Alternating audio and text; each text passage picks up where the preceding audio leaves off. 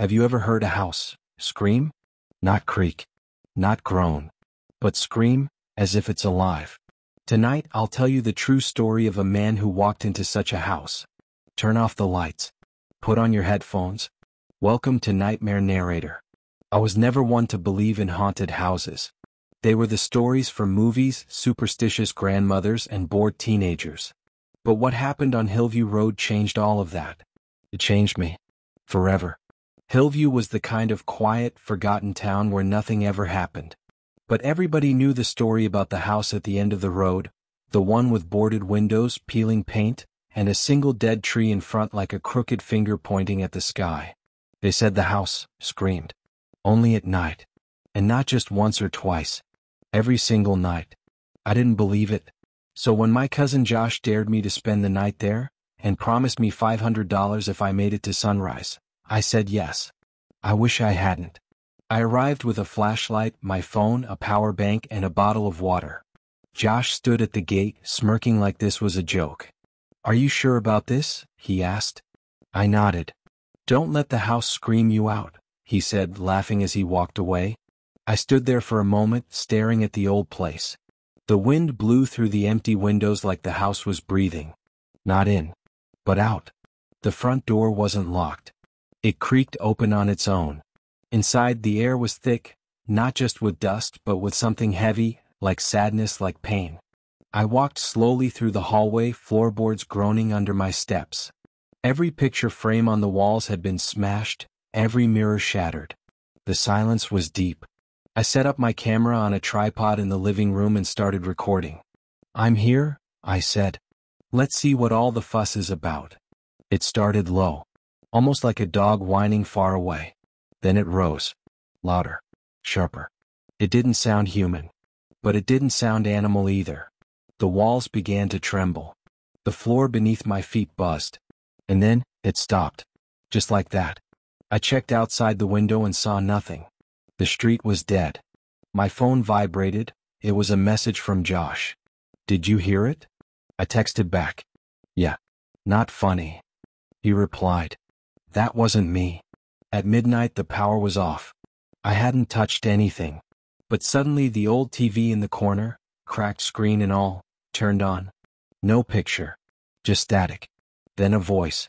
Low, whispery like it was inside my skull. "Don't stay here." I turned it off. It turned itself back on. The voice again. "He watches. From the walls. He wears the house." I grabbed the remote and pulled the plug from the wall. It kept playing. I left the room. I knew I shouldn't go upstairs. But something, curiosity, fear, pride, pulled me up step by step. Each stair creaked like a dying animal. The upstairs hallway stretched longer than it should have. I counted the doors. There were 7. But the house plan said the house had only 3 bedrooms. The 5th door was open. Just a crack. Behind it, something moved. I raised my flashlight, and the door slammed shut with a bang that echoed like a gunshot. My flashlight flickered. Then the scream came again. But this time, it was coming from inside the walls. I ran into one of the bedrooms and slammed the door. Inside, the air was warmer, like someone had just left. On the table was an old, dusty leather journal. The entries were from 1963. "The house breathes. It watches us when we sleep. My daughter said the walls whisper her name. My wife won't stop screaming in her dreams." And the final entry. "I nailed the bedroom door shut. It screams louder when it's hungry." Just then I heard something. Scratching. From inside the closet. Slow. Deliberate. Like fingernails on wood. I shouldn't have opened it. But I did. Inside. Nothing. Just coats.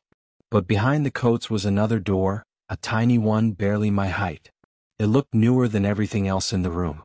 No dust. No rot. I touched the handle. Cold. As I pulled it open, the temperature dropped. My breath became visible. The flashlight flickered out. Darkness. Then, something whispered my name. Not once. 3 times. "Daniel? Daniel? Daniel?" I crawled in. At this point, I had to know what was behind all of this. The tunnel inside the walls was cramped, cold, and smelled like rot. The walls weren't made of wood or brick. They were flesh, vein, pulsing, alive. And then I saw the eyes, dozens of them, embedded in the wall, blinking in different rhythms. Some looked human, some didn't. Then I saw it, the heart of the house. It wasn't a foundation, it was a thing. Huge, beating, breathing. It opened one massive bloodshot eye and looked directly at me, and screamed, loud. A sound that cracked my flashlight, burst my eardrums and knocked me out cold. I woke up on the front lawn. My camera was gone. My phone was shattered. The house stood behind me silent, empty. But as I limped away, I turned back one last time. And I swear on everything I love, the house was watching me. 3 weeks later, Josh is missing. He told his friends he was going to prove my story was fake. They found his backpack, not his body. But inside his bag was my camera, the one I lost. It only had one file, a video. It's just 10 seconds long. Josh stared into the camera, crying, whispering. It screamed my name. Then, silence. And a final image. The house. Bleeding. I moved out of town. Changed my number. Changed my name. But some nights, I hear it. That same scream. Far away like it's calling for me. And I know. One day, it will find me. Again.